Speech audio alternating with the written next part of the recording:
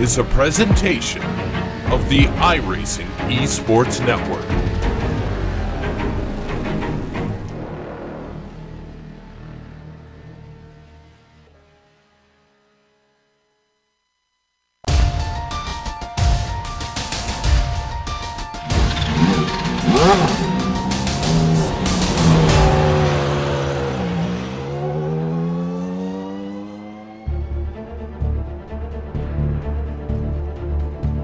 Some say there is beauty in simplicity, but after today our drivers might say beauty is at the eye of the beholder. Snetterton is a relatively new but divisive circuit here on iRacing, and this 200 layout has a lot of speed, but very few corners. With two classes on track and sub 1 minute lap times, there are those that might be simply left frustrated. We'll see if it all gets complicated as we get ready to watch round 9 of the iRacing Kamel GT series, and you'll see it all live here on the global SimRacing channel and the iRacing Esports Network. Hi, I'm Joe Peak, and with me in the booth is Nick Schmeg. Behind the scenes is our director, Sean Crackers Ambrose, and he's using cameras provided by Dougie Beard. Nick, with Snetterton being effectively more of a British club circuit, some of our viewers might not know this one as well, so why don't you tell us about it? Yeah, Joe, well, to all of our viewers here, if you've never heard of Snetterton, don't feel bad. When we think of British motor racing, we think of the big boys, right? Brands Hatch and Silverstone. Today we meet one of the often overlooked venues here at Snetterton. Located in Norfolk, UK, the Kamel GT series will be racing the 200 circuit today, which, to no surprise, is 2 miles long, or 3.22 kilometers. Looking from the sky, you'd think that looks like a simple 8-turn track that just any rookie could tackle and be fast at, but in reality, we're going to see two different classes of cars today try to balance fast straightaways with slick, tight turns and blind, sweeping corners. To get a better idea of just how tricky this track really is, let's take you down to the racing surface for your GSRC lap guide. All right, we've got Johnny Bell in the GSRC Nissan, so let's do a lap around Snetterton. Coming down to Riches, this isn't the typical passing spot you'd expect for a first corner. It's fast with a double apex, and should anyone find themselves side by side, it'll certainly be edge of your seat stuff. You've then got a short burst down to Wilson, which is a much more likely place to outbrake someone. It's a very tight little hairpin, but in this 200 layout, the exit is hairy for the Nissan. Drivers will need to be wary of the turbo lag and be gentle with their right foot so as not to spin out. And if you do get wheel spin, you'll be vulnerable down the Bentley straight. If anyone gets beside you and neither are willing to lift, well, good luck trying to hold your line through Brundle and into Nelson. This combination is absolutely diabolical, and even the best drivers will struggle to nail it right every time. Stay off the tall inside curb, and then you head for the bomb hole. This is the only place on the course with significant elevation change, and it's the squirrely exit that tends to force errors out of drivers. Then comes the patience triancorum. The correct line is to hold to the right, but you'll be tempted to let the car drift out. You'll see why that's a bad idea once you've reached the braking for Murray's. This is another spot where a good exit is critical now that we've hit the pit straight. But hopefully, if you've kept it all together, you've now finished a lap around Snetterton.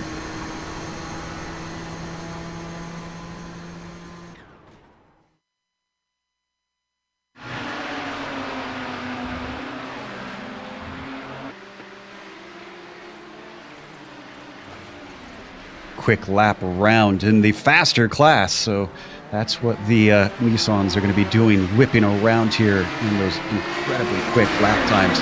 Now, let's take a glance at the championships that they're competing for in this series, starting with the GTP Championship.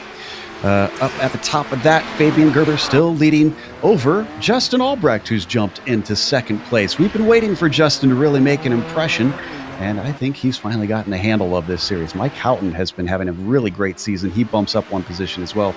The driver that suffers because of those two climbing, well, that's Ardo Iamaki. He falls down to 40. And you can see only Fabian Gerber has drop points right now. So he's even got safety in his pockets besides having that nice little lead. Timo Toika rounds out the top 5. Now let's take a glance at the GTP Lights standing. This is the Amateur Championship in the Nissans. Martin Krejcik leads there by 21.5 points. If you're wondering about the half point, well, when they have a split, they award half points to some of the drivers to keep things fair.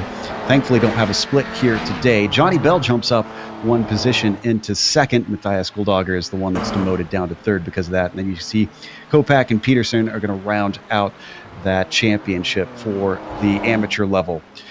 However, Nick, we also have the GT cars. What are we looking at on the two championships there? Yeah, in the GTO stands right now, Phil Lake right at the top there with 132 points. Now, these are, notice the drop weeks that we will take into consideration, but Jamie Hall right behind him and Riley Thompson, who moved up a spot over Valorilla from Finland there, Nicholas Mukanos in 5th place right now. And of course, there is the GTU as we take a look at the Amateur Championship over in the Audi classes.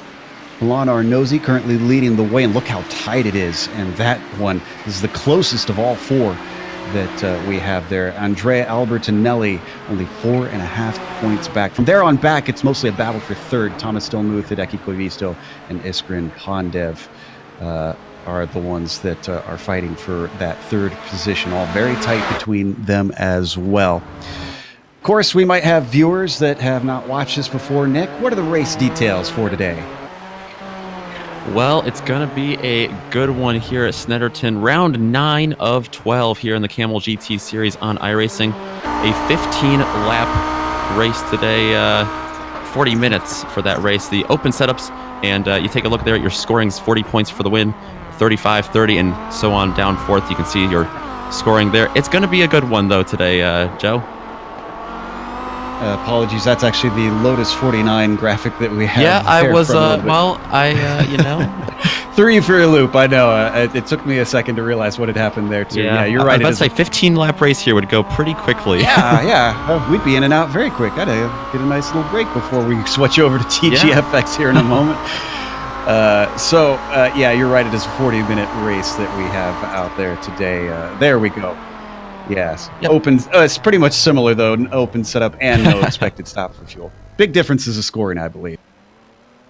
So there's our race details. And if you enjoy this sort of racing, don't forget you can find even more vintage and official racing here on the iRacing Esports Network. Please subscribe if you enjoy this sort of stuff because, well, we enjoy it. And we enjoy you watching.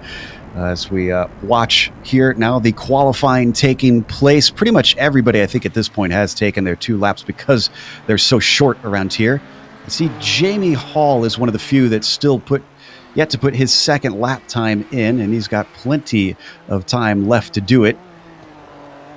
Right now at the top of the Nissans, it's Ardo Iamaki, and Phil Lake leads the GTO class there, Nick.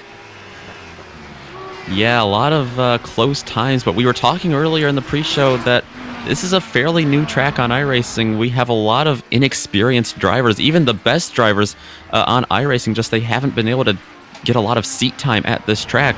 I mean, you see in the Audi 90 GTO class, you have 6 seconds difference from first to last right now of the qualified time. So that's going to be a big factor today, Joe. I think we're going to see a lot of people learning as they go around here. I have no doubt, especially with how traffic works. This is the first time this series, I think, has done the 200 layout. Jamie Hall gets his second lap in. It is a 107 flat, and that's enough to bump him up to 5th in his class.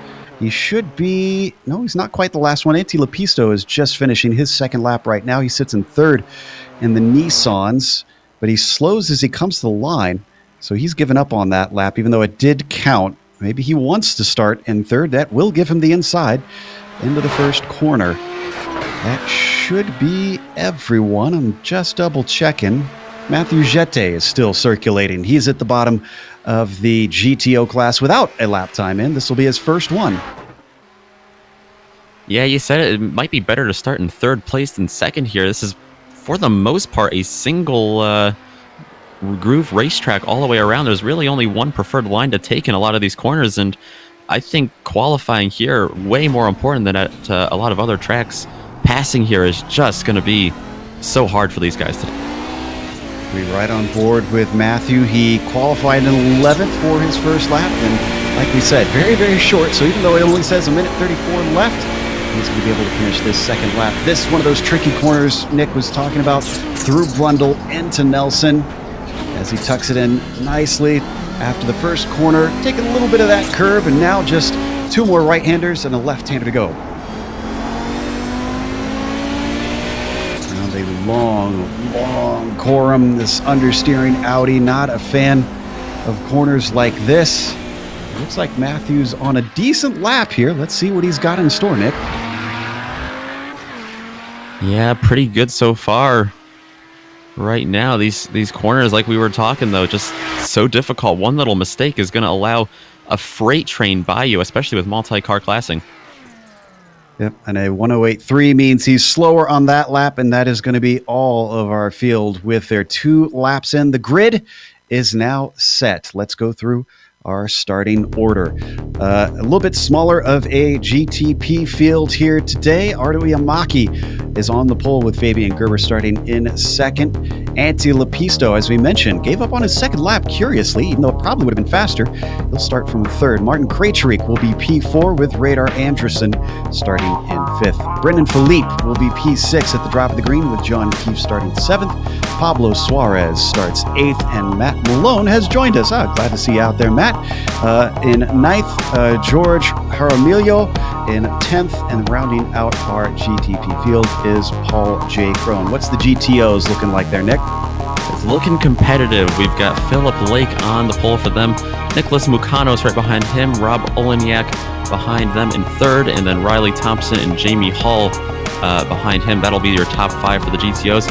Andrea Albertinelli and Tanner McCullough. Ove Trangaré, we've seen him a lot in a lot of these series. Gregorio Buscemi and Franco Scuri is going to be in the 16 car today, starting 21st overall. And then 22nd overall is going to be Matteo Jete, Bronislav Robanek, and Hideki Koivisto. There's a tongue twister for you today.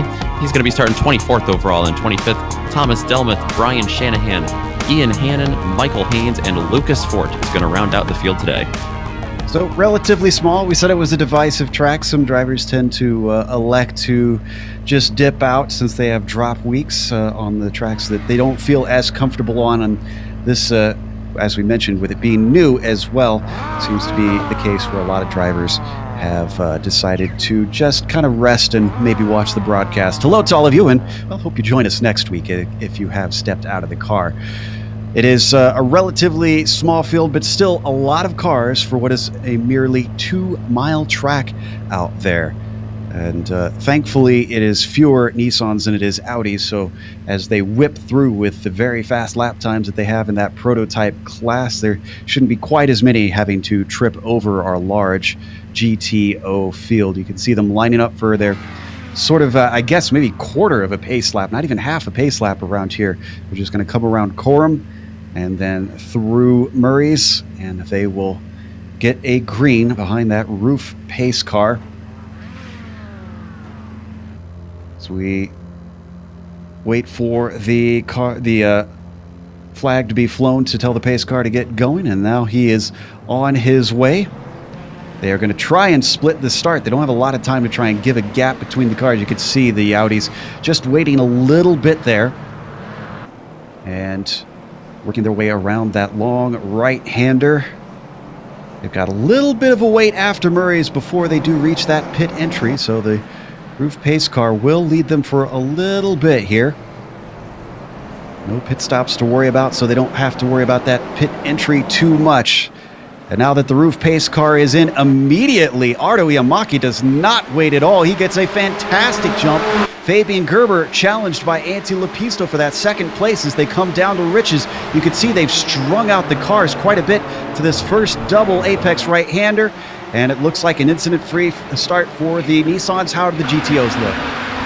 GTOs are looking clean, very similar start. Philip Lake shot out of a cannon.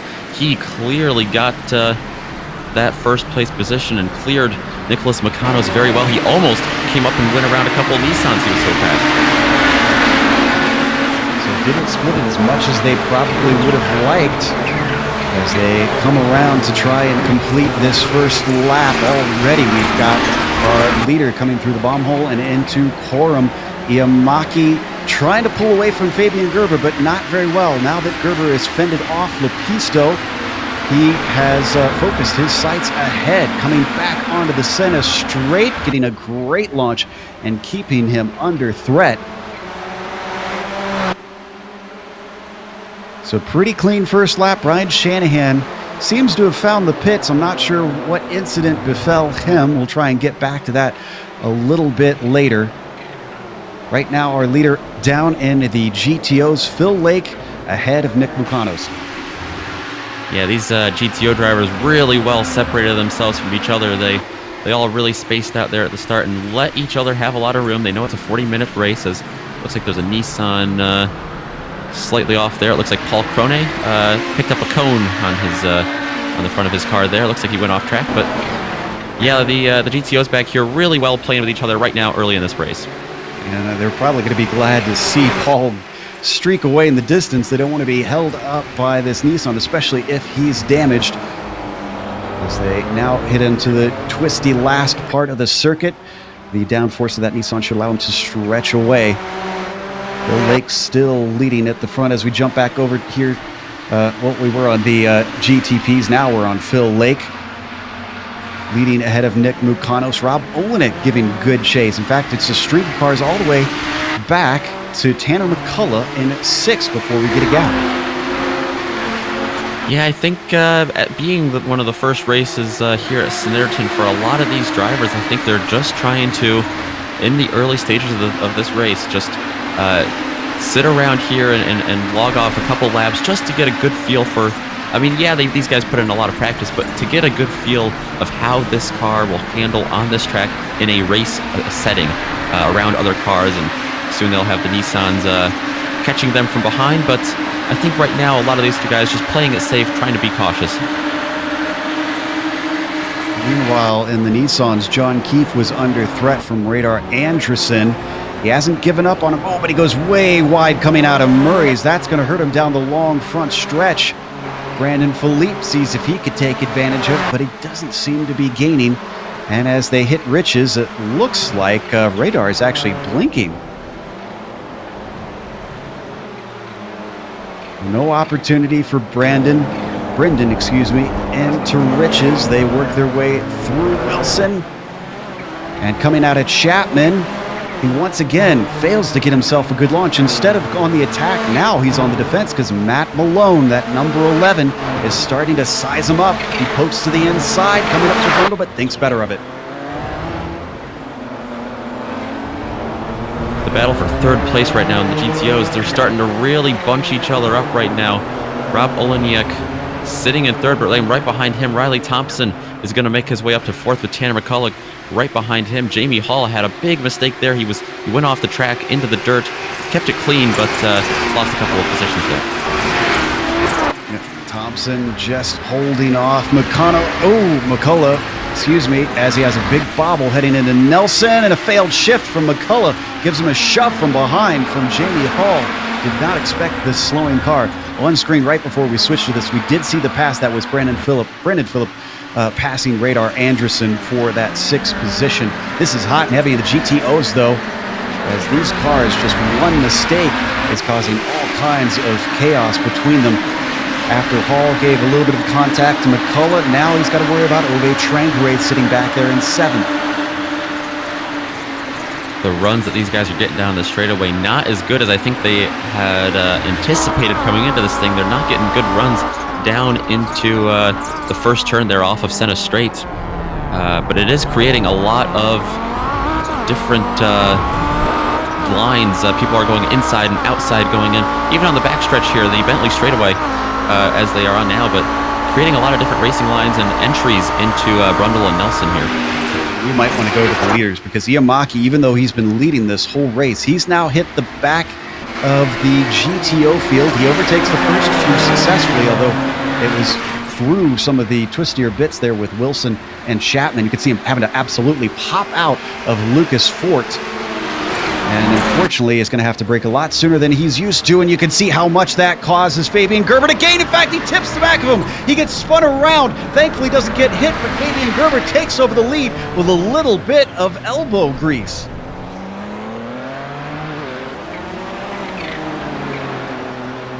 Let's take a look at the replay. Iamaki gets going.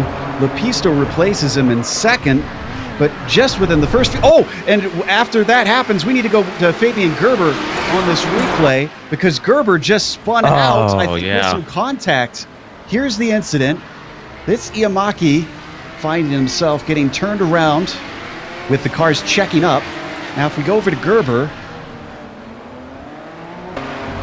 That was Thomas Delmuth there in the 27 car. Here we go. We're going to take a look at Gerber's incident here. This will be the first time I've actually seen what happened. I caught the very tail end of it, and he wound up in a really uncomfortable position. He was right up against the barriers, almost kind of stuck where he was. Oh, I almost didn't look like contact at all there.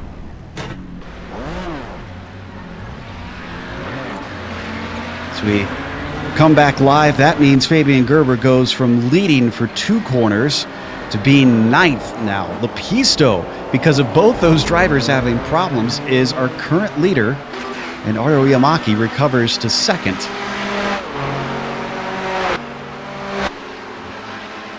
So already getting a little bit of chaos out there. He's still having to work his way through the thick part of this GTO field, and you can see Yamaki in that red and white Nissan trying his best to give chase. Meanwhile, down in the GTOs, looks like Phil Lake has not been able to shake Nick Mukanos nor Rob Olenek. They've got a slight breakaway from the cars behind, but we've seen the Nissans, Nick, can really tend to throw the cat amongst the pigeons. And I have a feeling that once they get caught by our leaders, this is going to be a little bit unpredictable. Yeah, I don't think Philip Lake and Nicholas Mukanos are going to be told by any Nissan driver to stop racing so we can pass you. I don't think they're going to do that. I think they're going to keep this racing up. And, you know, we saw some chaos early there with the Nissans catching the Audis, but it might get even worse when they catch these top 3 or 4 leaders here. Multi-class with lead battles crossing over each other certainly tends to shake things up. As they come down the Bentley straight, braking for Brundle. Bill Lake still trying to do all he can to get away from Nick Mukanos, but just can't seem to find the pace to get him out of his slipstream. You can see them using all the track up they can out of the bomb hole up to Coram. And now they've got the Nissans approaching quickly. Antti Lepisto just a few seconds behind. Mukanos looks to be really out-braking Philip Lake here well. He can do that when he's in 2nd place there. He knows right where Philip Lake is. These brake lights, I mean, it really helps him, but he's really been out-braking them and hitting those curbs hard, driving in deep to these corners. That's really been helping him catch up here. Right on board with Lepisto. We now come up to Riley Thompson. A little bit behind this group. You can see just how quickly these Nissans can gain on the Audis. You said it earlier, 6 seconds a lap faster. Now down the Bentley straight. He's got a good view, but unfortunately, I think he's not going to catch them until they get to Brundle, which is exactly where he doesn't want to catch them. Yeah, right through the bomb hole in Coram. It's not a pretty place to catch him at all. That turn, we've seen trouble there already today, and I think Lepisto knows that. I wouldn't be surprised if we see him race a little bit conservatively here to get by them as he goes around Olenek there. There's 1, there's 2, and the extra downforce on the Nissan makes it nice and easy around the outside of Coram. Not so for his competitor. The car chasing Ardo Yamaki is stuck behind them. Meanwhile, we got a little bit of a battle between Krejcik and Anderson. This is for 5th position. Anderson in the yellow machine, Krejcik in the green and white Tic Tac car. To Riches, getting by the car of Ove Trangrade, letting them through nicely. We ride on the 007 cam of Martin. Having to gently put the power down out of Chapman here onto the Bentley straight. Both of them looking nice and smooth, but you can see Krejcik starts to pull himself a handy little gap. Yeah, the downforce on these straightaways, that's really allowing Anderson to get a lot closer there, but he's got to get off the gas a little bit sooner than Krejcik just to avoid contact there or to avoid racing him too hard. He doesn't want to be side by side in a bad position of this track. I was looking through the notes in the pre-race here. A lot of the, basically every corner, every passing place on this track is basically a danger zone as well. Yeah. Meanwhile, the GTOs have tightened up yet again. Lake just being overtaken by John Keefe. He's got Brendan Philippe now trying to squeeze to the inside of that second apex. He took a lot of curb, Nick. That was real close for Philippe there. He gets through, so do all of them. Now they got the battle we were just watching. Krejcik and Anderson creeping up on them. As they come down the Bentley straight, Phil Lake uses that little bit of traffic to get himself a gap to maybe try and have some breathing space. Krejcik approaches first, but he makes a big mistake as we ride on board with Anderson. No room for radar to try and capitalize. They're going to wait for the outside of Gorham. We've seen it's possible to go the long way around. Both of them are able to do it safely through 2 cars, but not 3. Pretty impressive though that Anderson was able to hold on to the back of Krejcik. I thought he might get lost in the shuffle there, but he didn't. He stayed right behind him. Ooh, but look at this as he's trying to get through Phil Lake.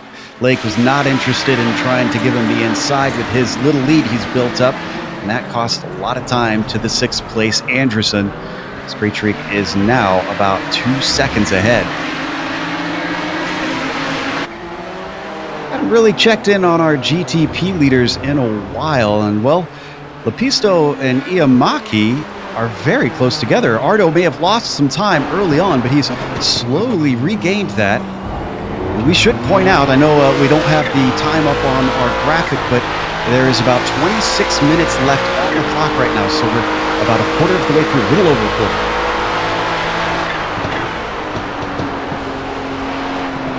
Ooh, wow, traffic really holding up Lepisto. That was Lucas Fort, just didn't do anything wrong, but is in the wrong place at the wrong time. Bentley straight. This is a great run, Nick, by Iamaki. This is the closest we've seen him yet. Yeah, all this traffic allowing Iamaki. Oh, came real close to him there. He really pushed the limit there to try to get around him here or go side by side. Not going to make it stick there yet.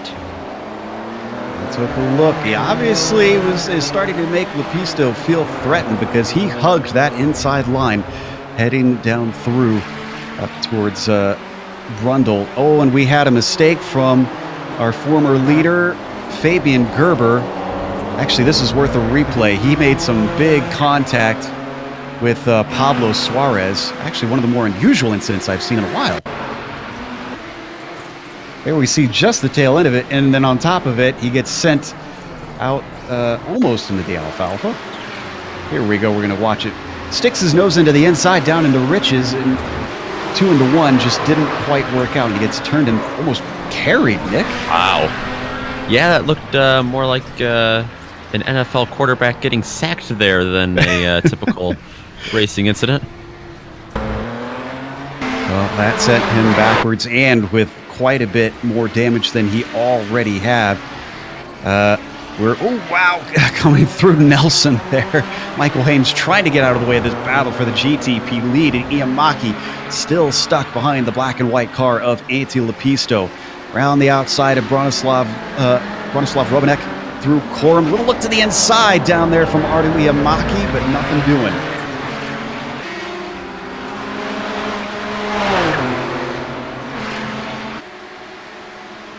So I'm starting to wonder how long can Antti manage to hold him off, especially with the traffic he keeps catching.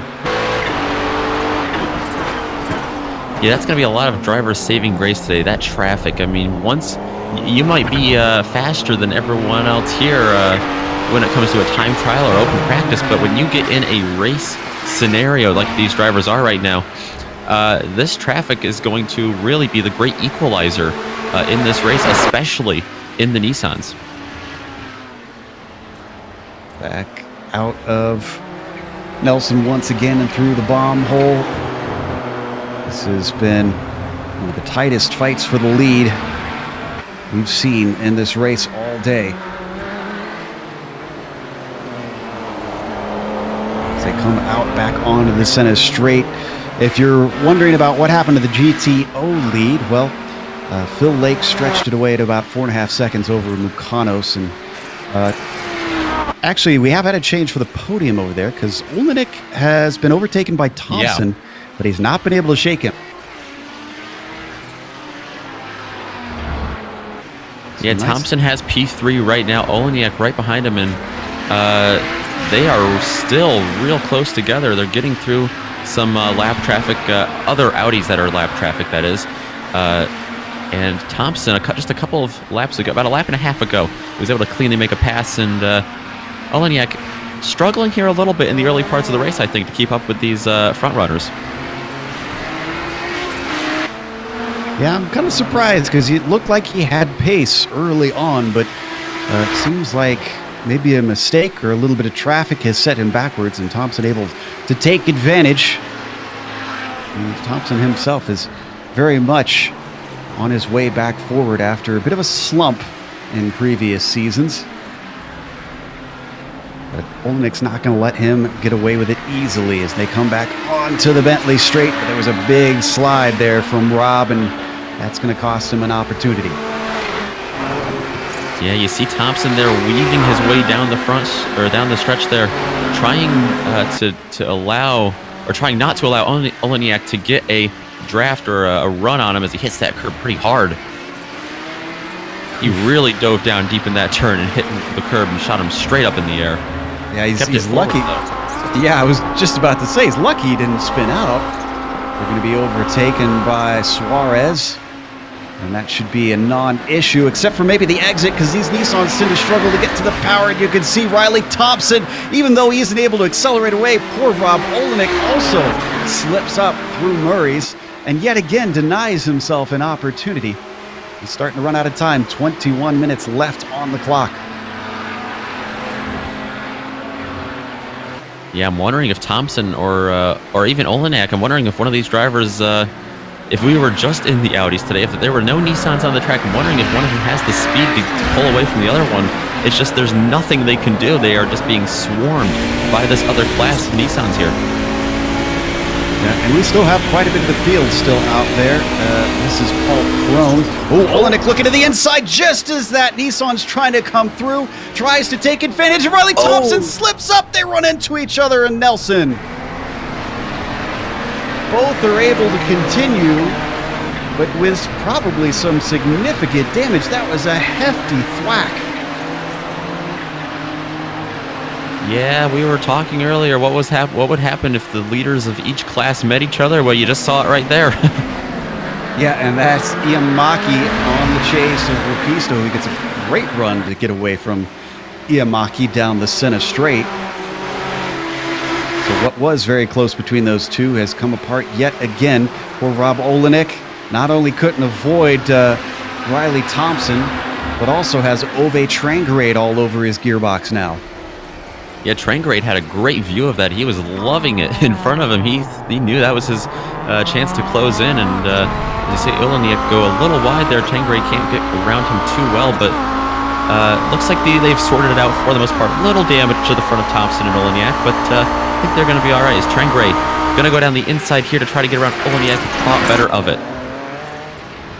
Yeah, we'll see how wounded those cars are, though, as Ove seems to have a little bit of pace on a straight line. These cars are already practically a brick going through the air, but certainly helps to keep your aero in good condition, as it's now a 3-car fight to decide the last spot on the podium. John Keefe not making himself many friends here, getting a little bit in the way coming through Murray's. Again, didn't really do anything wrong, just was not really in a convenient place. Joe, I don't think there's any turn on this track that is convenient for the Nissans to pass the Audis. Yeah, there's very few that allow them a nice, clean way through. They tend to like to brake much later, and the one they just went through, Wilson, might offer a chance, but they, of course, have to wait through Riches before they can do that. Keefe now fully by as he lets that battle continue on its own. In fact, it's separated just a little bit for the most part, so Why don't we check back in on our GTP leaders since we haven't looked at them in a little while? Because Lepisto and Iamaki are about half a second apart, and they got more traffic to deal with. Yeah, these guys have stayed together just about this whole race so far. We're over halfway through now, and they have really stuck together, not racing each other too hard, but racing each other clean as they work their way around traffic. That was Phil Lake, our leader in the GTOs. As I think Matthew Jette just got involved in something. He was apologizing for something. I'm not sure what it was. Trying to figure out where he is on the timing and scoring here. He's sitting in 6th, which is, if I recall, a pretty good climb from where he was before. Looks like it's not really worth getting a replay. Just he had a bit of a miscommunication with Brendan Philippe, who had an off track. It is now fully past him anyways. We continue to watch our battle for the lead. Iamaki still stalking Lepisto. It's a battle of 2 Finns up to Murray's corner. Fortunately, Iamaki a little bit offline because of having to overtake Giorgio Buscemi. So what was 3/10 is back up to 7/10.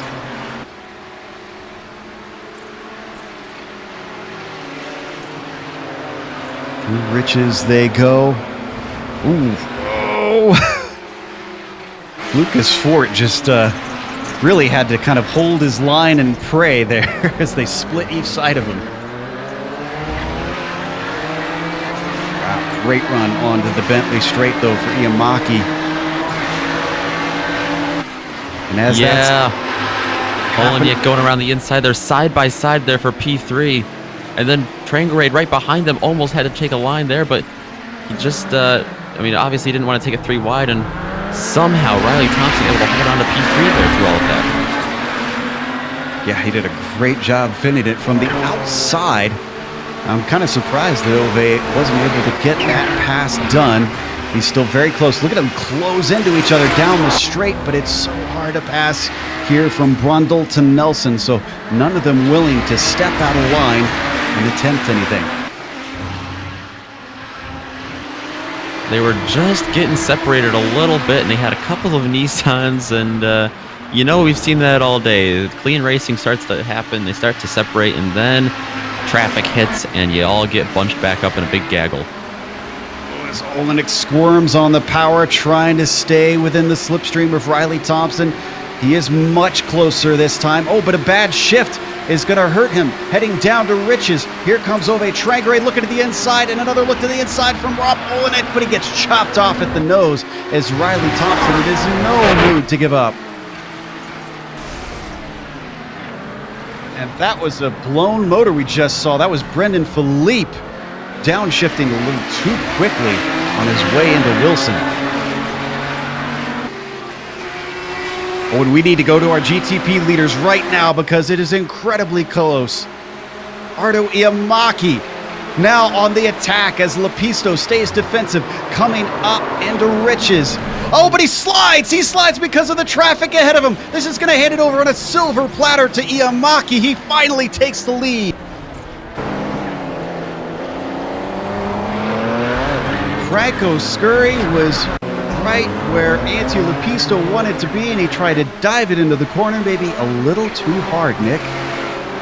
Yeah, Iamaki was like, I mean, it looked like a bump draft there as you see it now on the straightaway, and he got it into the corner, and there was just no room for both of them with the traffic. Great recovery by Lepisto. That slide could have gone way worse as he caught it, but you could see the time that he lost. 3 seconds up to Iamaki now because of that incident.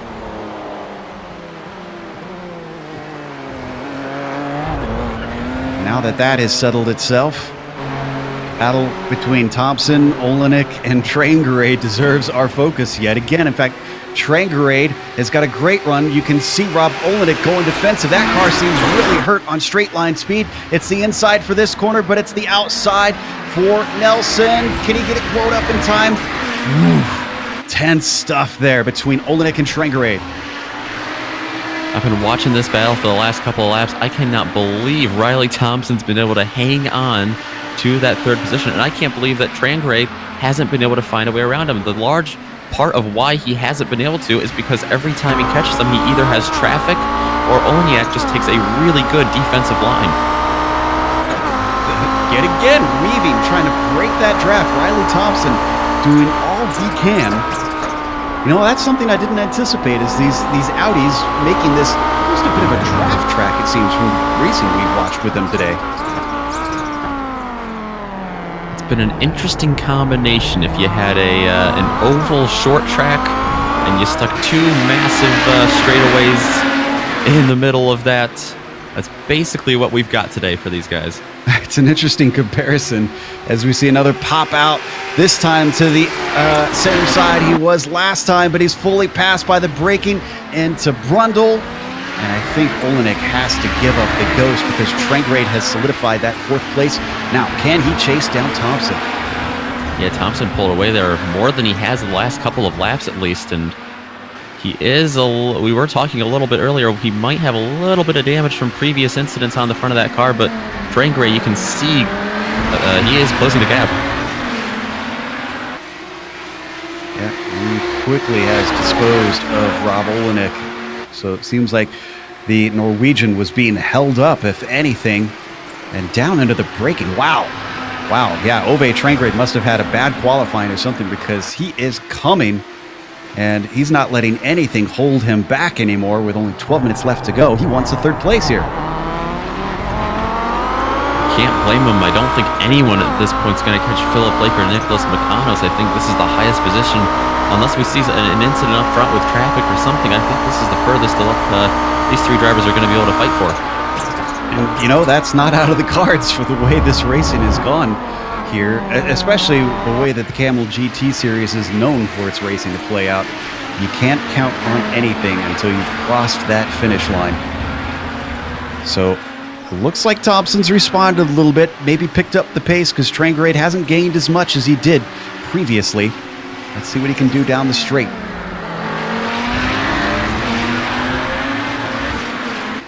Both of them using quite a bit of the AstroTurf on the exit of Murray's, and looks like not a very good exit for Ove Trengrade this time. But if you thought the battle for the lead in the GTPs was over, we got some news for you. Iamaki and Lepisto are getting ready to go at.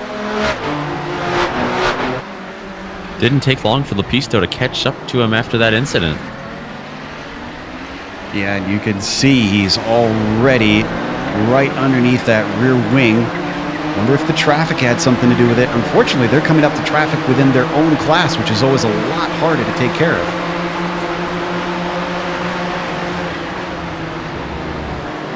And that's Matt Malone having to deal with Rob Olenek now, so it's a double whammy. They better hope that Matt is able to get rid of Rob here very quickly, and he finally gets by. Look at them just weave in and out, picking their line at will.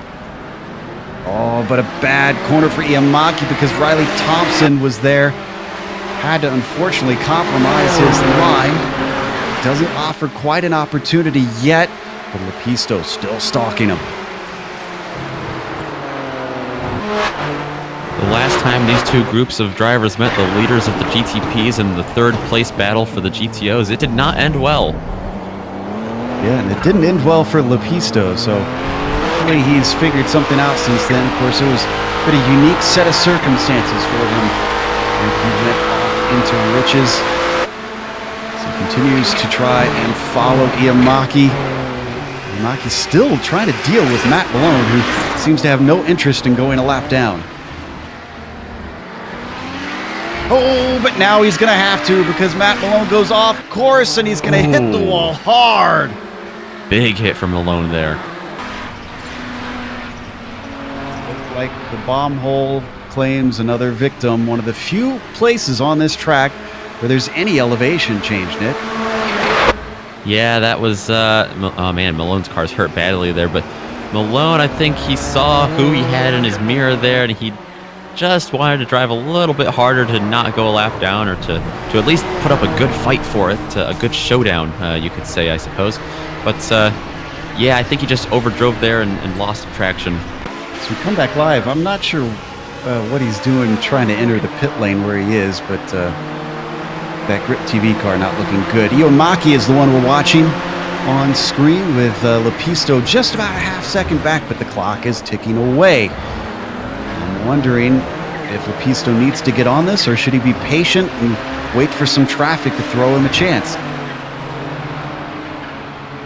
He can wait for traffic to throw him a chance, but he's got to be careful that the traffic doesn't hurt him more than it does for Iamaki. Oh, and we've certainly heard, excuse me if I can talk today, P4. Oh, getting very tight, a little bit of shove from behind Martin Krejcik and Radar Anderson. Radar tries to let him keep the position, but in that process, Fabian Gerber gets both of them. Wow. Fabian Gerber, great awareness there to get around. Yeah, two very polite drivers, and Fabian, who had really no horse in that race, said, all right, well, you guys are playing nice. I'm just going to take the spot. And they're still battling it out as they have a GTO car going way off. It's going to continue here on the center straight. Krejcik in the green car leading the yellow car of Anderson, but Radar not close enough to attack here into Riches.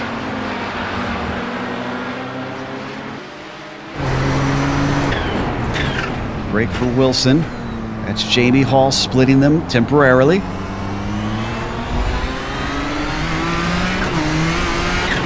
Looks like both are going to be able to get through now, finally here on the Bentley straight.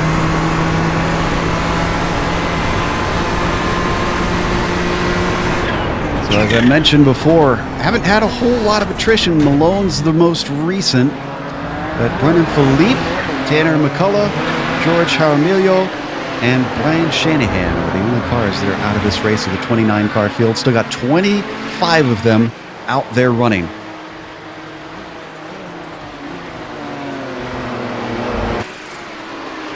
Battle for third and UTOs as Riley Thompson looking in his mirrors at the Norwegian, making sure that he doesn't sneak up and attack him in the final 6 minutes of this race.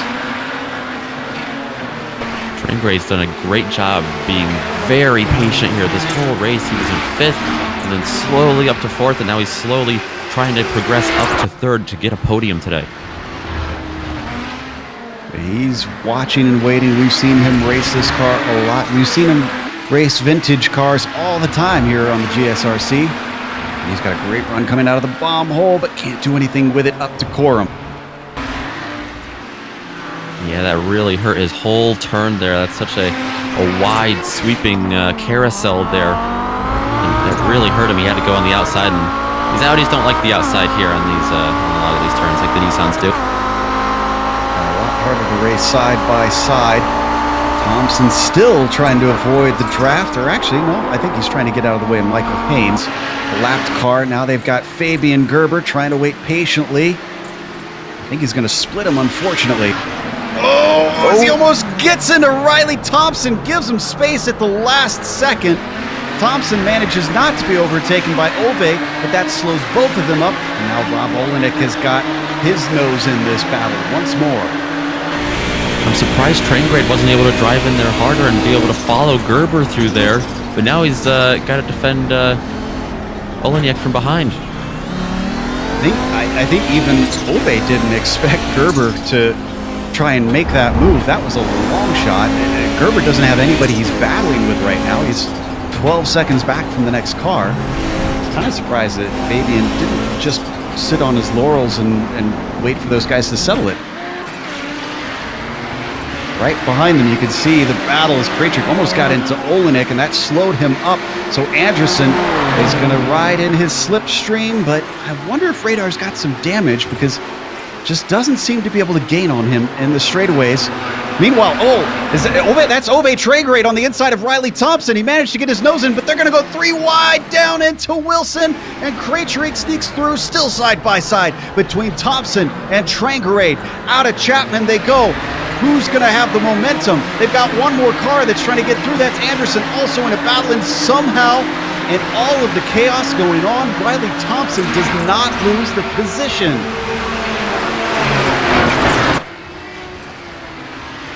Great job there by Anderson to get around, yeah. I don't know how they keep track of everything from within the cockpit, because even from above, it just looks like a jumble out there.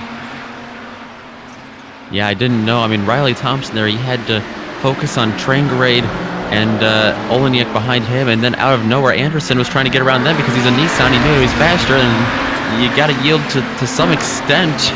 But meanwhile, I mean, you can't just give up on letting Trangarade around you. As we watch this, we'll check back in on it in a little bit if it starts to heat up, but Iamaki and Lepisto still close together. Lepisto's run him down, but it's like he's stalled out. Look, he just can't do anything with that gap more than about 0.3 of a second. Yeah, I don't know if he's just waiting for the perfect moment. I think that might be his best shot at this point if he doesn't have the speed, if he's tore up his tires or anything too soon. But Iamaki, I think, just has to cruise, and the biggest thing for Iamaki right now, he has to be clean. He has to be real careful getting around these Audis should he catch any of them. See him try to break the draft down the Bentley straight. Time is ticking down. Iamaki may have inherited the lead somewhat, but he did start on pole, we should point out. So he's back where his pace should merit him. And actually, Lepisto dropping off a little bit in those last couple corners. That was a horrendous end of the lap. Back to this battle for the podium and the GTOs. Riley Thompson also coming up on traffic within his own class. Thomas Delmuth ahead of him. Ove Trangarade, turning in very early. Riley Thompson looks like he is feeling threatened. He's done a great job all race long to hang on to this podium, but he doesn't want it to slip away in the final couple of minutes of this race as they weave throughout traffic there. Trangarade wants it, and Riley Thompson knows the skill and the speed that Trangarade has, and he knows he can get around him. He just has to prevent that from happening. That was Bronislav Robinet getting out of the way. You saw off track, and Lucas Fort is the one ahead of him, not really doing many favors for Riley Thompson. Certainly not looking like he's ready to jump out of the way. Ove Trangarade gets closer and closer to the back bumper of that number 10. Now fully off course. This time it's Lucas Fort taking off track. 2 laps left to go, but Trangarade's got a fantastic run. And now they've got the leader coming up on them. They're side by side into riches. Trangarade has the inside this time. Here comes our GTP leader, and poor Rob Olenek goes off into the barriers and all of that. Thompson tries to get back at Olenek, but just doesn't have the speed. At least going into the corner. Coming out of the corner, though, he's looking very good. He looks to the inside, coming down to Brundle. Another door-to-door battle between these two in the final laps of the race. Trangarade carries more speed, but he's going to be very shallow on the entry. Manages to hold it, but momentum swings back in favor of Riley Thompson. Through the bomb hole they go. This is to decide the last spot on the podium. Finally, Trangarade is fully passed, but I don't think Riley is going to take this lane down. Thompson's held third place this whole race. He doesn't want to give it up here late. He's going to put up a big fight here.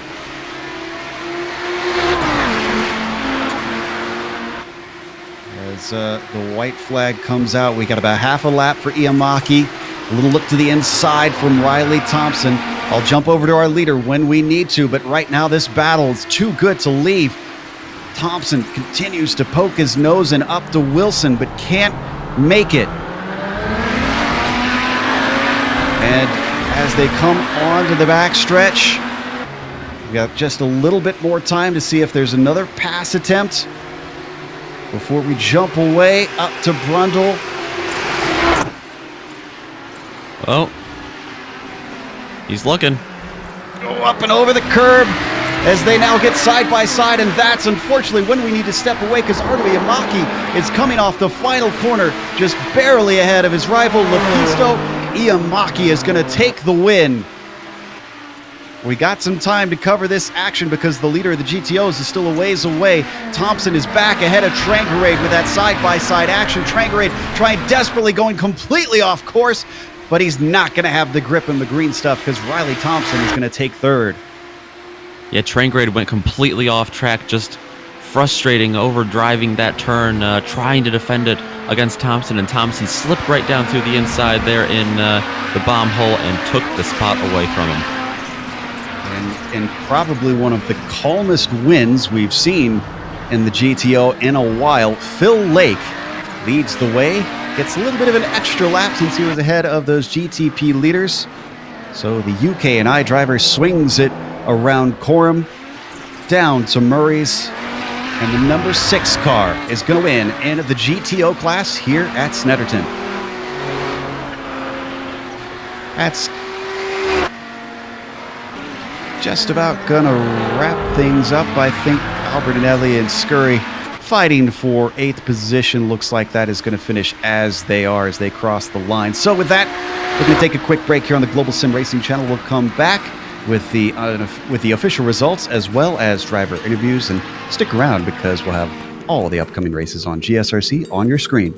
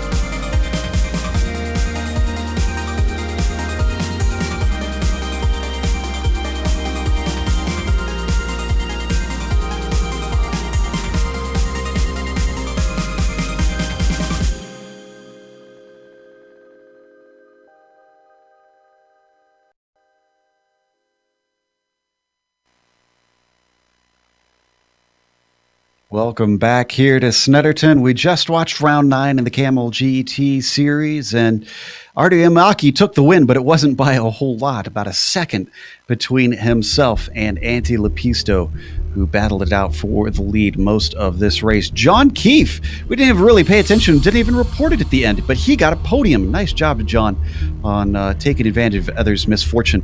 Fabian Gerber tried to chase him down, but has to settle for 4th after multiple incidents during his race. Radar Anderson finishing 5th, with Martin Krejcik finishing in 6th. And Paul Krohn was 2 laps down down, but he got to the end and saw the checkered flag. He finished in 7th. What about the GTO finishers, Nick? The GTO finisher is Philip Lake. Gonna take the win with Makanos, Thompson, Trangrade behind them. What a battle that was. Jamie Hall, Matthew Jette, and Hideki Koivisto. Andrea Albertinelli, we saw him at the end there, be able to hold off Franco Scurry there. I believe that was for 8th place. Lucas Fort behind him. Bronislav Robanek, Ian Hannon, Rob Olenek. We saw Rob Olenek there. He's going to finish 20th overall, and that's got to be a disappointing day for him. He was running top 5 in the GTOs all race long. Had some late trouble there, but Thomas Delmuth there, Michael Haynes, Gregorio Buscemi, Tanner McCullough, and Brian Shanahan are going to round out your GTO field. And as we get ready to talk to some of our finishers, I believe we've got our winner in the GTOs up first, which is probably good because we didn't get to see a whole lot of what he went through other than the first few laps when he still had drivers close. Phil, that's from our view, looked like one of the more calm wins you've ever had in this class. Yeah, one of the more calm races. There was a couple of scares, but yeah, overall not too bad. We were a little bit surprised that the draft seemed to play such a big role in the battles out there today. Did you know going in that the long straightaways would have that much of an effect at this track? Yeah, from practice. Yeah, the corners after the 2 long straights are pretty much the only place you can get a move done. So yeah, I wanted to build a gap as soon as I could and try and break away from everybody else. This course seems to really divide opinions on what people think, and the different circuits that they have, the different versions of this circuit that they have, also seem drastically different from one another. So now that I believe this is the first time Kamel has run the 200 layout, what are your thoughts on it? I like it. I think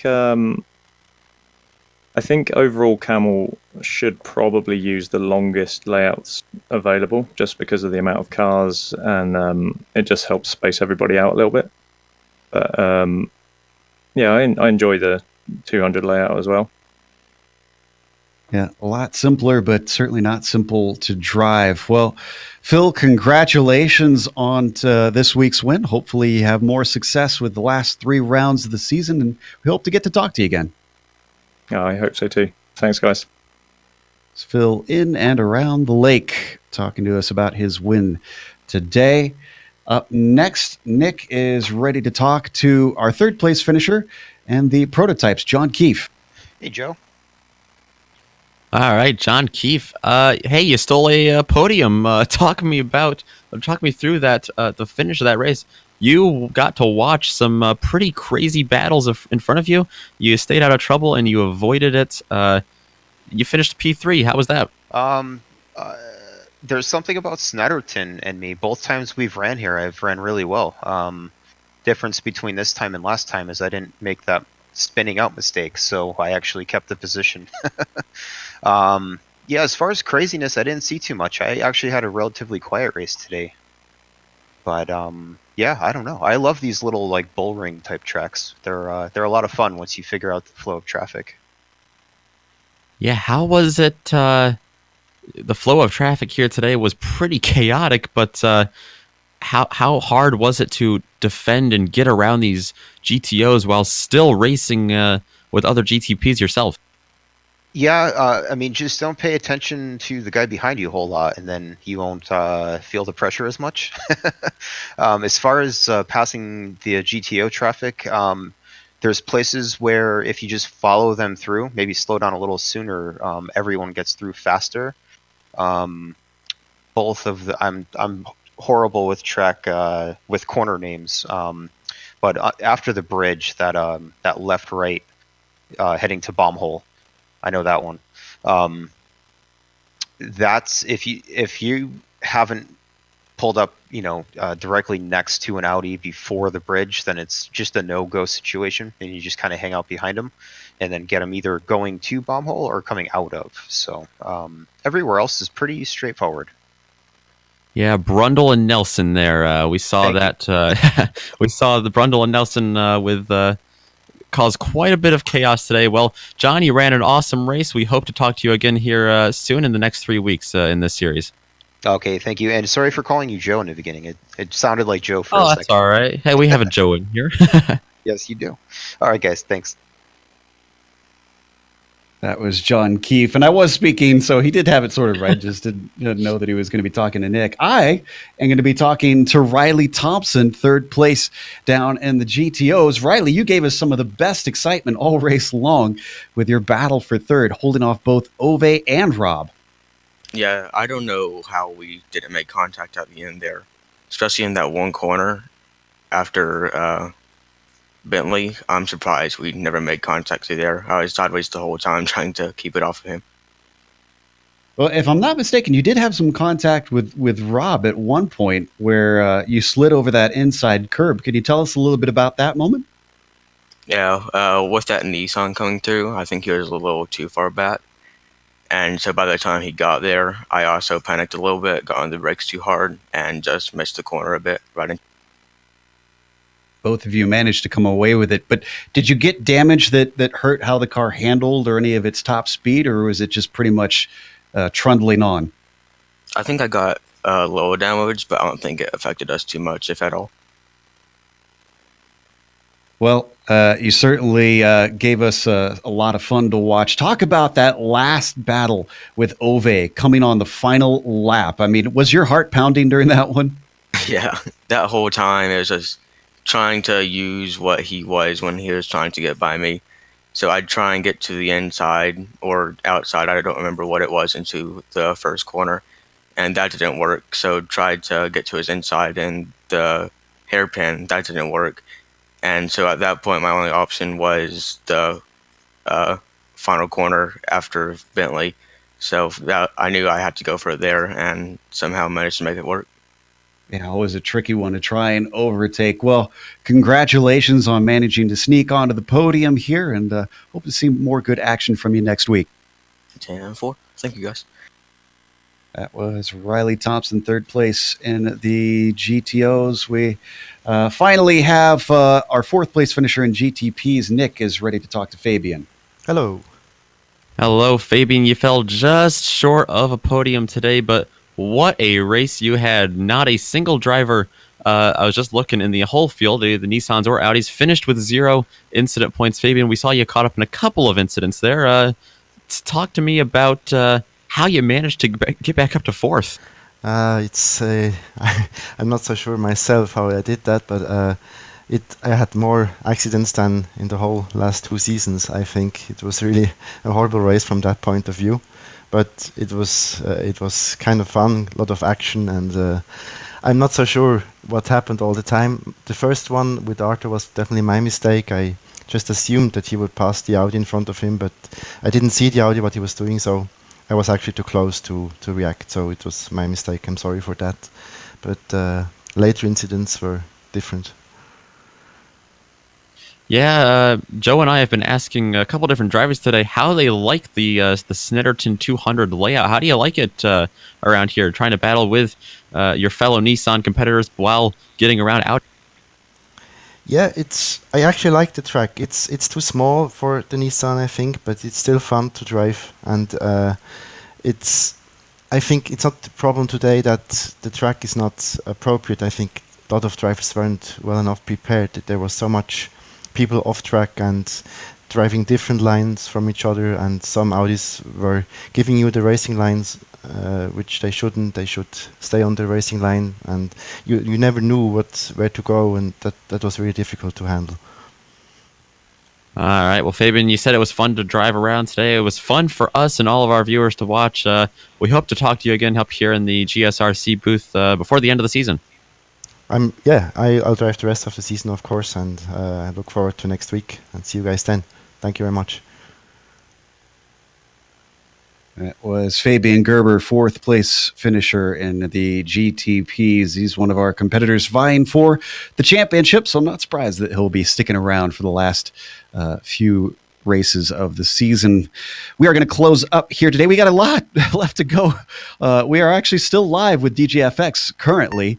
If you want to check that out on the Global Sim Racing channel, we'll talk about that in a second. But a big thank you first goes to the Kamel GT community, of course, for bringing us back for another season of coverage, and also to iRacing for bringing Kamel GT onto the iRacing Esports Network. Again, if you haven't yet, click the subscribe button so that you don't miss a moment on IESN.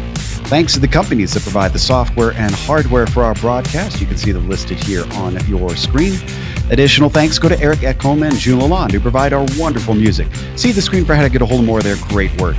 Thanks to the team today, Sean, Nick, and Dougie. If you'd like to find out more about GSRC, including upcoming races, you can find it at globalsimracingchannel.com.